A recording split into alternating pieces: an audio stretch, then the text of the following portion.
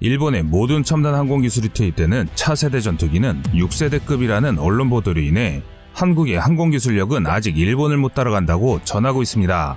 또한 일본은 F-35를 비롯해 F-15 같은 미국의 첨단 전투기뿐만 아니라 주력 전투기까지 수리한다며 한국과 일본의 항공기술력을 비교하고 있습니다. 결론적으로 일본은 할 수 있는데 우리 한국은 못한다는 것으로 한국의 항공기술을 폄훼하고 있습니다. 또한 일본이 현재 추진하고 있는 F-3의 예상 재현으로만 따지고 보면 이를 대응하지 못할 넘사벽 수준의 전투력을 갖고 있습니다.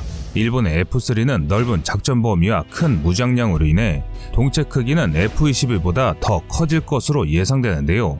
스텔스 항공기에 대한 감지 기능을 향상시키기 위해 A사 레이더, 수동 무선 주파수 센서, 적외선 카메라가 포함됩니다. 또 전자전에 대비해 A사 레이더 및 RF 센서는 KFX처럼 모두 지라갈림을 사용하며 적의 위협에 대해 경고를 받고 전방위적으로 전파를 방해함으로써 ESM과 ECM을 모두 수행합니다. 통합 ESM 차체 안테나는 전투기의 날개와 꼬리 덮개를 따라 배치되어 효율을 극대화했고, 조종석은 헬멧 장착형 디스플레이와 넓은 시야 쌍안 다색 디스플레이, 음성인식 및 3D 사운더가 장착돼 조종사에게 즉각적인 반응을 유도합니다. 이뿐만 아니라 최상의 스텔스 성능을 위해 레이더 단면을 최소화하기 위한 RAS 설계를 적용해 구불구불한 공기 덕트와 내부 부장 베이로 설치될 예정입니다. 흡수체는 탄소계 물질로 알려져 있으며 메타 물질이 적용되는 펄스 도플러 시스템인데요. F-3에 탑재된 전파 반사 제어 기술의 일부로 레이더 방출을 피하기 위해 수동 감지 사용을 극대화합니다. 또한 센서 프로그램은 레이더 방출 중 카운터 감지 가능성을 줄이는 방식으로 작동하는데, F-3는 플라즈마 스텔스 안테나 기술 사용하여 전파를 편향시킵니다. 플라즈마가 활성된 동안에도 안테나는 통신을 송수신할 수 있습니다. 엔진은 2개 XF91 엔진으로 구동되는데 이 엔진의 주력은 11톤이며 최대 추진력은 15톤입니다. XF9은 1800도씨에서 높은 연소 온도를 갖고 있지만 여기서 주목할 만한 점은 그 힘에 비해 작은 크기입니다. 예를 들어 XF9의 엔진 흡입구는 F2에 사용된 제너럴 일렉트릭 F110보다 30% 작기 때문에 공간 활용면에서도 뛰어납니다. XF9의 엔진 출력은 180kW이며 두 엔진 모드에서 360kW의 출력을 생성하기 때문에 레이저 무기도 장착이 가능해집니다. 또 스텔스 기능을 향상시킬 수 있는 노즐 엔진의 추력 벡터 노즐은 모든 원주 방향으로 추력을 최대 20도까지 편향시킬 수 있는 것이 특징인데, 이로 인해 현존 전투기가 기동하지 못하는 급선회 능력을 보유하게 됩니다. 현재 일본은 FX와 함께 작동할 수 있는 무인 전투 항공기를 도입할 계획으로 알려져 있기 때문에 드론 프로그램은 크라토스 XQ-58 발키리 또는 보잉 공군팀 시스템 프로젝트와 유사하기 때문에 최대 공격력이 예상됩니다. 드론은 2030년대에 완전히 개발될 것으로 예상되고 있습니다. 일본 정부는 F-3를 미국과 마찬가지로 내수형 전투기로만 생각하고 있는데, 일본 정부는 FX에 5조엔 하나 50조 원을 투자할 예정으로 이 첨단의 전투기를 100대 이상을 생산할 예정입니다. 이로써 일본은 한국과 비교가 안 되는 항공 전투력을 보유하게 됐습니다.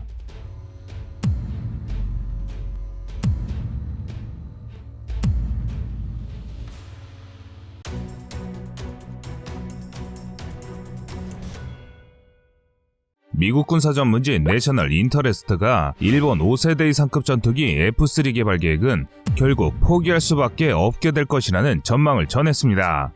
독일 마셜 펀드 미국 지부 벤자민 림랜드 연구원이 내셔널 인터레스트와의 인터뷰에서 일본의 5세대 이상급 전투기 개발하는 허황된 망상의 아이디어라고 진단한 것인데요. 림랜드 연구원은 일본이 F-3 차세대 전투기를 독자적으로 개발할 경우와 외국 기업과 공동 개발할 경우 각각의 경우마다 맞닥뜨리게 될 현실적 한계를 조목조목 지적해 나가며 난관을 예상했는데, 어느 하나 일본에 낙관적이지 않습니다. 현재 일본은 현실적 난관을 헤쳐나갈 여력이 없다는 것이 핵심인데, 이로 인해 일본의 F-3 차세대 전투기 개발 계획은 결국 자처할 것으로 예견하고 있습니다. 먼저 독자적으로 개발을 추진할 경우 미국 F-21을 능가하는 성능을 표방한 F-3는 최소 20조 원을 웃도는 천문학적 재정 조달과 기술적 난관을 극복할 수 있어야 합니다. 그런데 일본은 군사 장비를 개발해 수출에 성공한 실적이 없어 정부로부터 보조금을 받는 것이 불가능할 것이라는 게 지배적인 의견입니다. 또한 개발을 시작하기 위해서는 일본 방위성과 재무성을 설득해야 하는데, 현재 일본이 처한 경제적 현실과 정치적 여건이 녹록지 않다는 것입니다. 30여 년간 일본은 지속적인 경기 침체와 국가부채 증폭이라는 이중고에 시들려 있습니다. 어떻게든 분위기를 반전시켜보려고 추진했던 도쿄올림픽마저 그동안 쏟아부은 재정은 물거품이 되고 기대했던 경기 부양 효과는 오히려 빛의 수렁으로 변해버렸기 때문인데요. 이런 문제로 F3 차세대 전투기 개발에 필요한 추가 국방 예산을 확보하기가 불가능하다는 이야기입니다. 일반적으로 한국과의 경기가 화랑기인지 침체기인지를 알아보는 지표로 경제협력개발기구에서 발표하는 구매력 평가 지수가 있습니다. 그런데 2017년부터 대한민국이 구매력 평가에서 일본을 앞질렀습니다. 대한민국의 PPP 기준 1인당 국내 총생산은 2017년 기준 41,001달러, 일본은 48,27달러로 집계됐습니다. 구매력이 떨어지면 정부 입장에서는 세수 확보가 줄고 방위비 예산 또한 큰 폭으로 증액할 수 없게 됩니다. 실제로 2020년 대한민국의 국방 예산은 2019년 46.7조 원에서 50조 1,527억 원으로 늘었습니다. 일본은 53조 원에서 60조 원으로 외형상으로는 대한민국을 앞지르는 것처럼 보입니다. 그러나 일본은 높은 인건비를 제외하더라도 전력 유지비, 방위력 개선비만 약 3조 엔으로 우리나라의 28조 원과 맞먹습니다. 여기에 인건비를 포함하면 이 금액은 더 높아집니다. 그런데 현재 일본 항공자위대는 4세대 전투기 F-16 91대, F-2 92대, F-15J 201대를 보유 중이며 F-35 146대를 신규 도입 중에 있습니다.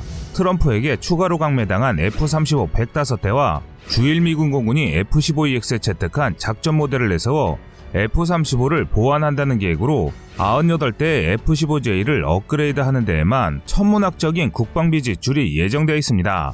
대한민국도 일부 그런 영향을 받고는 있지만 일본과는 사정이 다른데요. 특히나 일본은 주일미군의 소요에 따라 방위력 증강이 진행됩니다. 즉 주일미군이 지불해야 할 방위력 개선비 부담을 일부 정부 부담으로 구매하게 하고 업그레이드를 진행해 비용을 전가해 온 것인데요. 이 말은 일본이 국방비 집행여력이 있겠다 싶으면 미국은 무슨 구실을 들어서라도 일본 정부를 압박해 주일미군의 유리한 방향으로 예산 집행을 유도해 왔다는 것입니다.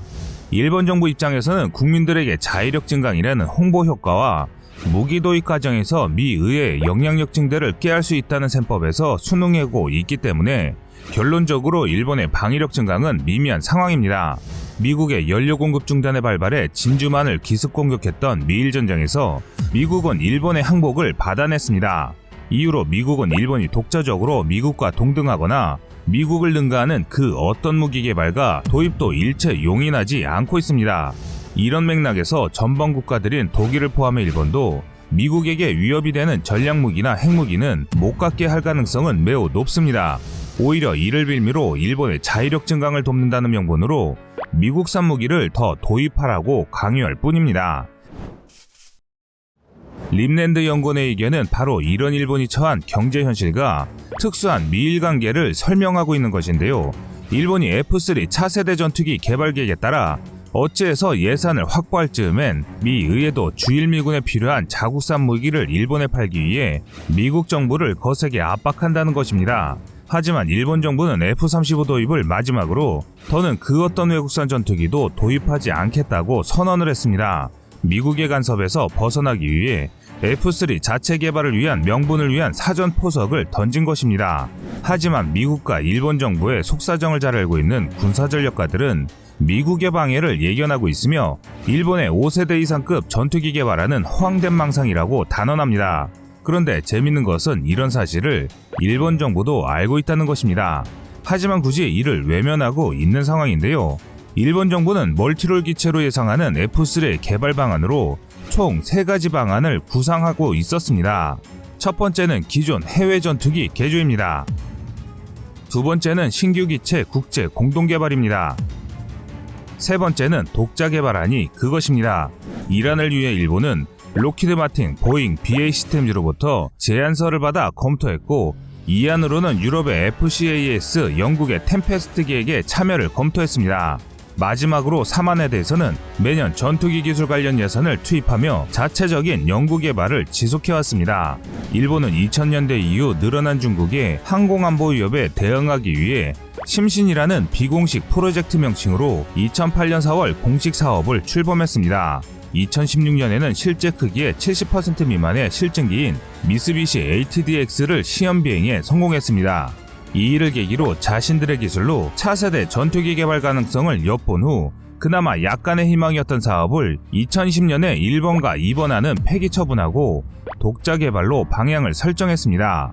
그래서 2020년 3월 31일 일본 방위성은 방위장비청 산하에 차기 전투기 개발실을 설치하고 개발체제 구성에 착수했습니다. 그런데 2010년 9월 갑자기 주계약 업체인 미쓰비시 중공업이 해외 항공기업체들에게 도움을 요청하는 사건이 발생하는데요. 해외 파트너사로 보잉과 BA 시스템 그리고 노스롭 그루먼과 팀을 짠 록히드 마틴이 일본의 전투기 사업을 도울 수 있는지 F3에 대한 구체적인 내용과 정보를 제공했다고 알려진 것이죠. 이는 한국에서 KF-X 개발 성공 소식이 연이어 들려오자 일본 정부의 위기감을 불러일으켰기 때문이라 할 수 있는데요. 자신들은 막대한 예산을 쏟아부어도 될까 말까한 사업을, 한국은 처음 개발하는 전투기 사업을 그것도 자신들보다 3분의 1도 안 되는 금액으로 진행하고 있기 때문입니다. 이 같은 사실은 해외 언론을 통해 일본 국민들에게 전해졌고 일본 국민들은 일본 정부의 무능함을 지적했기 때문에 급하게 해외 기술력을 도입해 어떻게든 F3를 성공시키려 안간힘을 쓰는 모양새라 할 수 있습니다. 급기야 작년 12월 일본 정부는 록히드 마틴을 차기 전투기 개발을 위한 기술 지원 업체로 선정했는데 여기서 록히드 마틴은 미쓰비시 중공업을 도와 기체 디자인과 주요 부품들의 통합을 담당하고 노스롭 그루먼은 미군과의 상호 운용성을 보장하는 새로운 데이터 링크의 개발을 지원할 예정이라고 밝혔습니다. 개별적으로 영국과 엔진 레이더 부품 공동 개발을 협의하고 있는 것으로 알려져 있습니다. 또한 2021년 1월에는 미쓰비시 중공업과 가와사키 중공업, 스바루, IHI 등 일본 주요 항공기업 출신으로 구성된 500명 규모의 핵심 개발팀이 구성됐는데요. 1년의 진행 일정만 보면 머지않아 일본은 어마어마한 차세대 항공전력을 보유할 것처럼 보입니다. 하지만 그 실상을 알면 전혀 그렇지 않은 상황입니다. 한편 일본 우익 언론들과 일부 대한민국 내 일부 언론사에서는 일본 방위성이 5세대 전투기로 설명하고 있는데도 F3 전투기를 6세대 전투기로 둔갑시켜 KF-X 폄하 수단으로 제시하고 있습니다. 또한 일본 F3 개발과 관련해 거의 대다수의 일본 언론은 성공 가능성에 더 무게를 두어 예견하고 있는 분위기입니다. 이에 반해 실패할 것이라는 의견은 좀처럼 발견하기 어렵습니다. 그런데 일본의 그간 행적들을 보면 사실 일본의 개발 상황은 암울합니다. 그동안 일본은 F2, F-15J, AH-64D, F-35A의 실패를 반복했는데요. 좀 더 자세히 설명드리자면 왜 F3가 실패할 수밖에 없는 이유에 대해 설명드리기 전에 이 부분을 먼저 알고 가야 합니다. 일본은 왜 이렇게 실패만 하는데 군사무기 개발에 유독 집착할까입니다. 일본은 특이하게도 공동의 책임은 누구의 책임도 아니다라는 고질적인 일본인 특유의 종특이 있습니다. 이는 비단 정치인들뿐만 아니라 국민들에게도 있으며 책임 불감증과 더불어 국민들이 정치 지도자에게 노라고 말하는 것을 꺼리는 순종에 길들여진 순치된 역사 때문입니다. 또한 일본의 속사정에 정통한 해외 외신들은 F3 차세대 전투기 획득 사업은 결국 산으로 가게 될 것이라고 예견하고 있는데 그 가장 큰 이유로 미국 업체의 참여 가능성을 꼽았기 때문입니다. 당시 일본의 차세대 전투기 사업에 록히드 마틴과 노스롭 그루먼이 참여한다는 발표가 나오자 해외 전문가들은 그러면 그렇지라는 반응을 보였습니다. 앞에 언급해드린 것처럼 미국은 일본의 첨단 무기 체계 개발을 원하지 않고 있습니다. 즉 자신들의 호갱이 사라지는 것을 눈뜨고 보지 않는다는 것이고 이 말 뜻은 결국 일본의 F3 사업은 일본의 기대에 못 미치는 결과물이 나온다는 것을 뜻합니다. 그런데 재밌는 것은 일본의 차세대 전투기 사업에서 항상 거론되는 나라가 있습니다. 바로 한국입니다. 애초 한국이 전투기 개발할 때는 크게 이슈가 되지 않았는데 일본 전투기 개발 보도에서 해외 외신들은 대한민국의 T-50 고등훈련기와 FA-50 경전투기의 개발 성공 그리고 KF-X 개발 과정이 일본과 비교되며 제조명을 받고 있습니다. 한 기사에서 밝히고 있는 내용으로는 일본과 대한민국은 같은 미국 방산업체와 협력해 전투기 개발을 시작했는데 결과는 왜 천양지차라는 보도가 있습니다. 일본과 한국의 다른 점을 설명드리자면 이 영상을 보시는 분들은 정말 한국이 현명하게 주변국에게 대처를 잘하는구나 라고 무릎을 탁 치실지도 모르겠습니다. 사실 따지고 보면 한국의 이런 부분 때문에 주변국의 치열한 견제에서도 꿋꿋하게 한국이 세계 군사강국으로 발돋움한 이유라 할 수 있는데요. 시청자님들의 현명한 선택을 댓글로 남겨주시기 바랍니다. 여러분들의 좋은 의견이 좋은 영상을 만드는데 많은 힘이 됩니다. 이상 꺼리튜브였습니다.